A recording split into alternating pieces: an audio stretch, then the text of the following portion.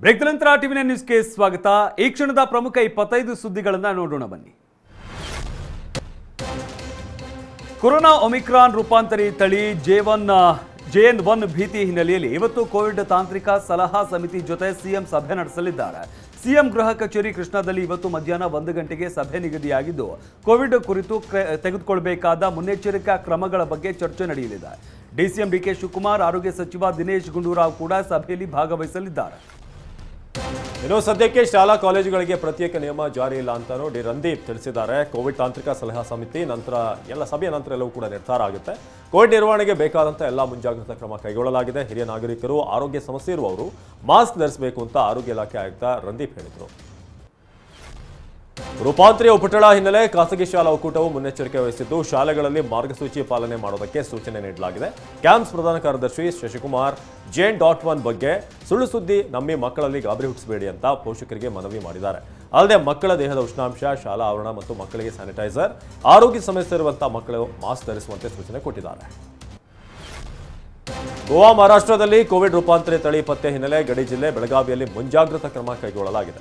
DHO Mahesh K ನೇತೃತ್ವದಲ್ಲಿ ವೈದ್ಯರು ಮತ್ತು ಸಿಬ್ಬಂದಿಯಿಂದ ಬೈಲಹೊಂಗಲ ತಾಲೂಕು ಆಸ್ಪತ್ರೆಯಲ್ಲಿ ಮಾಕ್ ಡ್ರಿಲ್ ನಡೆಸಲಾಗ್ತಾ ಇದೆ. ಇನ್ನು ವಿಶೇಷ ICU ವಾರ್ಡ್, ವೆಂಟಿಲೇಟರ್ ವ್ಯವಸ್ಥೆ ಬಗ್ಗೆ DHO ಪರಿಶೀಲನೆ ನಡೆಸಿದರು. ರೋಗಿಗಳು ಕೋವಿಡ್ ಟೆಸ್ಟ್ ಮಾಡಿಸೋದಕ್ಕೆ ಬಂದು ವಾಪಸ್ ಹೋಗ್ತಿದ್ದಾರೆ. ಆಸ್ಪತ್ರೆಯಲ್ಲಿ ಕೋವಿಡ್ ಕಿಟ್ ಇಲ್ಲ ಅಂತ ಆಸ್ಪತ್ರೆ ಸಿಬ್ಬಂದಿ ಹೇಳ್ತಿದ್ದಾರಂತೆ.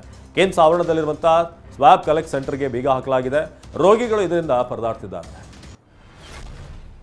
ಸೆಕೆಂಡ್ ಲವ್ ಸ್ಟೋರಿಯನ್ನ ಪ್ರಶ್ನೆ ಮಾಡಿದ್ದಕ್ಕೆ ಪ್ರೇಯಸಿಯೊಬ್ಬಳು ಪ್ರಿಯಕರನಿಗೆ ಬೆಂಕಿ ಹಚ್ಚಿ ಕೊಲೆ ಮಾಡಿದ್ದಾಳೆ. ಬೆಂಗಳೂರಿನ ಪುಟ್ಟೇನಹಳ್ಳಿ ಠಾಣಾ ವ್ಯಾಪ್ತಿಯಲ್ಲಿ ಘಟನೆ ನಡೆದಿದೆ.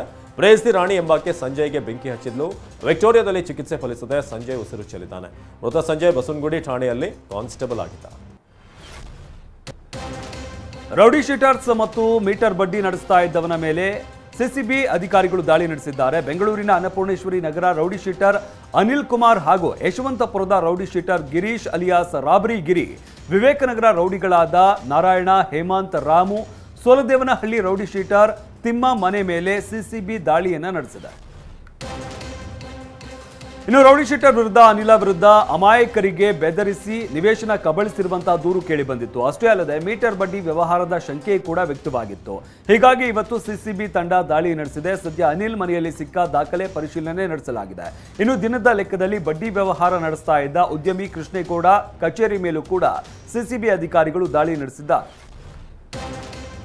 ಬೆಂಗಳೂರಿನ ಗೊಟ್ಟಿಗೆರೆಯಲ್ಲಿ ಅಂಗಡಿಗಳ ಬೀಗ ಮುರಿದು ಸರಣಿ ಕಳ್ಳತನ ಮಾಡಲಾಗಿದೆ. ತಡರಾತ್ರಿ ಕೈಚಳಕ ತೋರಿರುವ ಖದೀಮರು ಜಂಬೂ ಸವಾರಿ ದಿಣ್ಣೆ ಬಳಿಯ ಮೂರು ಅಂಗಡಿಗಳ ಬೀಗವನ್ನು ಮುರಿದು ಕಳ್ಳತನ ಮಾಡಿದ್ದಾರೆ.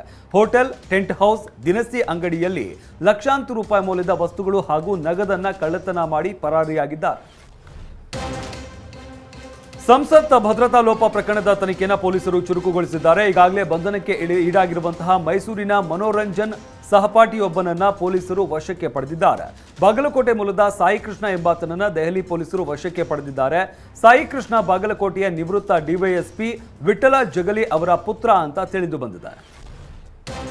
ಸಾಯಿ ಕೃಷ್ಣ ಆರೋಪಿ ಮನೋರಂಜನ್ ಸ್ನೇಹಿತನಾಗಿದ್ದು ಬೆಂಗಳೂರಿನ BET ಕಾಲೇಜಿನಲ್ಲಿ ಕಾಲೇಜು ಸಹಪಾಠಿಗಳಾಗಿದ್ದರು. ದೆಹಲಿ PSI ಪಿಂಟು ಶರ್ಮಾ ಹಾಗೂ 4 ಜನರ ತಂಡ ನಿನ್ನೆ ಸಂಜೆ 7 ಗಂಟೆ ವೇಳೆಗೆ ಬಾಗಲಕೋಟೆಯಲ್ಲಿರುವಂತಹ ವಿದ್ಯಾಗಿರಿ ಮನೆಗೆ ಭೇಟಿ ನೀಡಿ ಸಾಯಿ ಕೃಷ್ಣನನ್ನ ಅಲ್ಲಿ ವಶಕ್ಕೆ ಪಡೆದಿದ್ದಾರೆ. ನಂತರ ನವನಗರ ಠಾಣೆಯಲ್ಲಿ ಕೆಲ ಕಾಲ ವಿಚಾರಣೆ ನಡೆಸಿ ದೆಹಲಿಗೆ ಕರೆದೊಯ್ದಿದ್ದಾರೆ. ಸಂಸತ್ ಮೇಲೆ ದಾಳಿ ನಡೆಸಿದಂತ ಮನೋರಂಜನ್ ಸ್ನೇಹಿತ ಸಾಯಿ ಕೃಷ್ಣನನ್ನ ದೆಹಲಿ ಪೊಲೀಸರು ವಶಕ್ಕೆ ಪಡೆದಿದ್ದಾರೆ. ಸಾಯಿ ಕೃಷ್ಣ ತಂದೆ ನಿವೃತ್ತ ಡಿವೈಎಸ್ಪಿ ವಿಠಲ್ ಜಗಲಿ TV9ಗೆ ಹೇಳಿಕೆಯನ್ನು ಕೊಟ್ಟರು.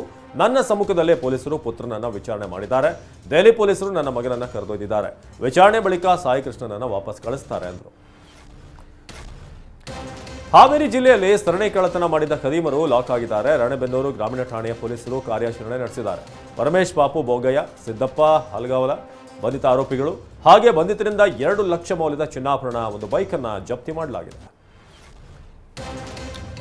ಸಂಬಳ ಕೇಳಿದ ಸಿಬ್ಬಂದಿಗೆ PDO ಅವಾಚ್ಯ ಶಬ್ದಗಳಿಂದ ನಿಂದಿಸಿರುವ ಆರೋಪ ಕೇಳಿಬಂದಿದೆ. ರಾಯಚೂರು ಜಿಲ್ಲೆ ಮಸ್ಕಿ ತಾಲೂಕಿನ ಪಾಮನಕಲ್ಲೂರು ಪಂಚಾಯಿತಿಯಲ್ಲಿ ಘಟನೆ ನಡೆದಿದೆ. PDO ರಾಮಣ್ಣ ಪಂಚಾಯಿತಿ ಸಿಬ್ಬಂದಿ ವಿರುದ್ಧ ನಾಲಿಗೆಯನ್ನ ಹರಿಬಿಟ್ಟಿದ್ದಾರೆ. ಅವಾಚ್ಯ ಶಬ್ದಗಳಿಂದ ನಿಂದಿಸಿರುವ ಆಡಿಯೋಗಳು ವೈರಲ್ ಆಗಿದೆ. ಸದ್ಯ ಈ ಕಿರಿಕ ಕವಿತಾಳ ಪೊಲೀಸ್ ಠಾಣೆ ಮೆಟ್ಟಿಲೇರಿದೆ. ಮಾಜಿ ಸಚಿವ ಡಾಕ್ಟರ್ ಕೆ ಸುಧಾಕರ್ಗೆ ಹಾಲಿ ಸಚಿವ ಡಾಕ್ಟರ್ MC ಸುಧಾಕರ್ ಟಾಂಗ್ ಕೊಟ್ಟಿದ್ದಾರೆ. ಕೋಚಿಮುಲ್ ನೇಮಕಾತಿ ಹಗರಣ ಆರೋಪಕ್ಕೆ ತಿರುಗೇಟನ್ನ ನೀಡಿದ್ದಾರೆ. ಮೊದಲು ವೈದ್ಯಕೀಯ ಕಾಲೇಜುಗಳ ಸಹಾಯಕ ಪ್ರಾಧ್ಯಾಪಕರ ನೇಮಕಾತಿ ಹಗರಣದ ಬಗ್ಗೆ ತನಿಖೆಯಾಗಲಿ, ಆಮೇಲೆ ಕೋಚಿಮುಲ್ ನೇಮಕಾತಿಯಲ್ಲಿ ಅವ್ಯವಹಾರ ಆಗಿದ್ರೆ ತನಿಖೆ ನಡೆಸೋಣ ಅಂತ ಹೇಳಿದ್ದಾರೆ. ದತ್ತ ಜಯಂತಿ ಹಿನ್ನೆಲೆ ಚಿಕ್ಕಮಗಳೂರಿನಲ್ಲಿ 3 ದಿನಗಳ ಕಾಲ ಮದ್ಯ ಮಾರಾಟ ಬಂದ್ ಮಾಡಲಾಗಿದೆ. ಚಿಕ್ಕಮಗಳೂರು, ಎನ್ಆರ್ಪುರ, ಕೊಪ್ಪ, ಶೃಂಗೇರಿ, ಮೂಡಿಗೆರೆ ತಾಲೂಕಿನಲ್ಲಿ ಮದ್ಯ ನಿಷೇಧಿಸಲಾಗಿದೆ. ಚಿಕ್ಕಮಗಳೂರು ಜಿಲ್ಲಾಧಿಕಾರಿ ಮೀನಾ ನಾಗರಾಜ್ ಆದೇಶವನ್ನು ಹೊರಡಿಸಿದ್ದಾರೆ. ಡಿಸೆಂಬರ್ 24ರ ಬೆಳಗ್ಗೆ 6 ಗಂಟೆಯಿಂದ ನಿಷೇಧದ ಆದೇಶ ಜಾರಿಯಲ್ಲಿ ಇರಲಿದೆ. ಶ್ರೀರಾಮ ಮಂದಿರದಲ್ಲಿನ ಪ್ರಾಣ ಪ್ರತಿಷ್ಠಾಪನೆಗೆ ವಿಪಕ್ಷ ನಾಯಕರಿಗೆ ಆಹ್ವಾನ ನೀಡಲಾಗಿದೆ. ಉತ್ತರ ಪ್ರದೇಶದ ಅಯೋಧ್ಯೆಯಲ್ಲಿ ಜನವರಿ 22ರಂದು ಕಾರ್ಯಕ್ರಮ ನಡೆಯಲಿದೆ. ಮಾಜಿ ಪ್ರಧಾನಿಗಳಾದ ಮನಮೋಹನ್ ಸಿಂಗ್, ದೇವೇಗೌಡ, ಕಾಂಗ್ರೆಸ್ ನಾಯಕರಾದ ಮಲ್ಲಿಕಾರ್ಜುನ ಖರ್ಗೆ, ಸೋನಿಯಾ ಗಾಂಧಿ, ಅಧೀರ್ ರಂಜನ್ ಚೌಧರಿಗೆ ರಾಮ ಮಂದಿರ ಟ್ರಸ್ಟ್ ಆಹ್ವಾನವನ್ನು ನೀಡಿದೆ.